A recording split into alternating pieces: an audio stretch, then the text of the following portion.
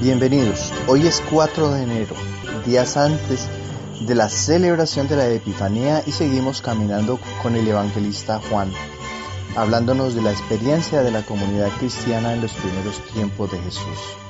Dispongamos el oído y el corazón para escuchar el Santo Evangelio. Del Santo Evangelio según San Juan, capítulo 1, versículos del 35 al 42. En aquel tiempo estaba Juan con 2 de sus discípulos y fijándose en Jesús que pasaba, dice: Este es el Cordero de Dios. Los 2 discípulos oyeron sus palabras y siguieron a Jesús.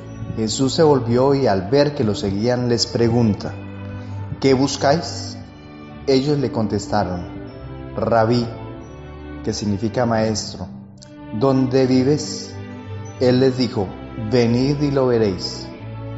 Entonces fueron, vieron dónde vivía y se quedaron con él aquel día.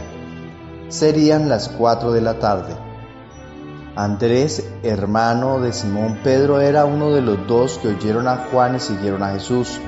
Encuentra primero a su hermano Simón y le dice: hemos encontrado al Mesías, que significa Cristo, y lo llevó a Jesús. Jesús se le quedó mirando y le dijo: tú eres Simón, el hijo de Juan.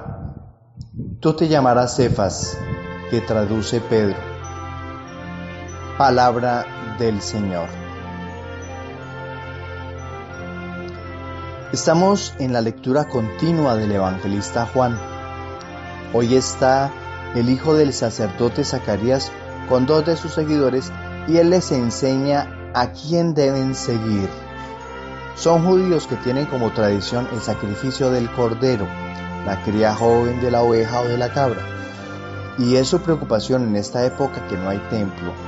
¿Qué haremos ahora que no tenemos sacrificios? Juan les resuelve el problema. Les señala la sustitución del cordero pascual con las palabras: este es el Cordero de Dios. Con el cordero debe existir derramamiento y la aspersión de su sangre. El asado y el comer de su carne representan la salvación de los pecadores. Pero el pensamiento actual, el sacrificio, se da por la fe en Cristo. Y los corderos sacrificados cada mañana y cada tarde solo pueden referirse a Cristo muerto como un sacrificio para redimirnos a Dios por su sangre.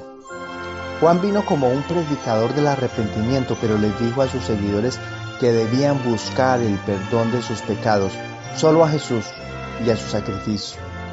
Coincide con la gloria de Dios perdonar a todos los que dependen del sacrificio expiatorio de Cristo. Él quita el pecado del mundo, compra el perdón con todos los que se arrepienten y creen en el Evangelio. Los representantes de la comunidad de Juan escuchan la orden de Juan y siguen a Jesús. Emprenden un nuevo camino, un cambio definitivo, dejar la tradición judía para aceptar la novedad que se acerca con el Cordero de Dios. Jesús, al sentirse perseguido, pregunta a sus seguidores: ¿qué buscáis? La pregunta de hoy se repite: ¿por qué y para qué buscas a Dios en tu vida? Cada cristiano debe tener un objetivo de por qué busca a Dios, por qué escucha a Dios, por qué asiste al culto de la misa, etc. Un sinfín de preguntas puedo llegar a formular. ¿Cuál sería tu respuesta? Jesús quiere conocer tu proyecto de vida para ver si Él contribuye en algo en él. No solamente la salvación o la vida consiste en seguir a Jesús, de lo contrario, el Señor no hubiese preguntado absolutamente nada. Posiblemente fue Andrés quien respondió: Rabí, ¿dónde vives? No saben qué buscan porque responden con otra pregunta. Por su pregunta quieren conocerlo más profundamente. Quieren saber su procedencia, su actualidad, también su futuro. No saben qué significa eso de este es el Cordero de Dios. Jesús les dijo: venid y lo veréis. Seguir a Jesús no es suficiente. Se debe seguirle para entenderlo, para conocerlo y para quedarse con él. Seguirlo implica conocer su proyecto. El asunto es que conocer el proyecto de Dios lleva a que quien lo conoce se quede para ayudar a empujar la carreta. Se está acabando el día y el autor sagrado rescata que antes de que acabara el día ya habría obtenido sus primeros 2 discípulos. Un par de curiosos que quieren saber qué pasará con el cordero que ahora no tienen y cómo puede éste conducirles a la salvación, que es su gran preocupación. Andrés aceptó el testimonio de Juan el Bautista, se acercó a Jesús y se quedó con él para iniciar las primeras clases de formación y ver qué futuro hay en la novedad que les llega. Pero el discípulo descubre algo más: se necesitan más obreros en la obra. Por eso fue a contar el descubrimiento a su hermano Simón Pedro. Va a seducirlo con esta frase decisiva: hemos encontrado al Mesías. No había dudas en su mente. Para él Jesús era el Mesías. No solamente se lo dijo a Pedro. A través de los evangelios hallamos a Andrés deseoso de llevar a otros a Jesús. Por ejemplo, en el mismo evangelio de Juan, en el capítulo 6, versículos del 8 al 9, leemos: le dice uno de sus discípulos, Andrés, el hermano de Simón Pedro: aquí hay un muchacho que tiene 5 panes de cebada y 2 peces. ¿Pero qué es esto para tantos? ¿Estaría Andrés cautivando a jóvenes para las filas del nuevo reino? O tenemos otro texto en el Evangelio también de Juan, en el capítulo 12, versículos del 20 al 22. Había algunos griegos de los que subían a adorar esta fiesta.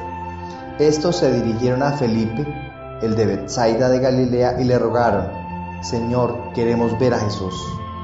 Felipe fue a decírselo a Andrés. Andrés y Felipe fueron a decírselo a Jesús. Esto aprendemos del Evangelio de hoy. Jesús necesita de servidores en su empresa. Andrés se une a la búsqueda de buenos obreros para el Evangelio. Jesús no solo vio quién era Pedro, sino que quién llegaría a ser. Por eso le asignó un nuevo nombre: Cefas en arameo, Pedro en griego. El nombre significa roca, una roca. Al dar a Pedro un nuevo nombre, Jesús presenta un cambio en su carácter, y esto ocurre con todos los que se acercan a conocer a Jesús. Cambian, ya no son los mismos. Él capacita con su espíritu para ser aguerrido, valiente y libre, decisivo para la extensión del reino de los cielos. Espero que tú seas como Andrés, curioso por conocer a Jesús, seguirlo, quedarse para matricularse en su escuela e iniciar por conseguir más obreros en su obra. El trabajo es extenso y fuerte. Necesitamos, sin egoísmos, de más servidores como Pedro, que pueden resultar siendo pilares fundamentales para la conversión de muchos fieles difíciles de acercar al Dios de la salvación. Por lo cual repito las palabras del Papa Francisco durante la audiencia general del pasado miércoles en la Sala Pablo VI en el Vaticano. ¿Cuántas veces hemos visto el escándalo de esas personas que van a la iglesia? Están todo el día allí, o van todos los días y después viven odiando a los demás o hablando mal de la gente. Esto es un escándalo, dijo el Papa, y añadió: es mejor no ir a la iglesia. Vive como un ateo. Si vas a la iglesia, vive como hijo, como hermano. Da un verdadero ejemplo. Yo le agregaría: así se hacen discípulos que sigan al Maestro para la construcción de una iglesia que por estos días celebra la alegría del nacimiento del Hijo de Dios. No fue fácil la vida de Jesús para que por nuestra forma de ser ahuyentemos lo que Jesús ha logrado y construido con el sacrificio de su propio cuerpo. Bendiciones y sé feliz.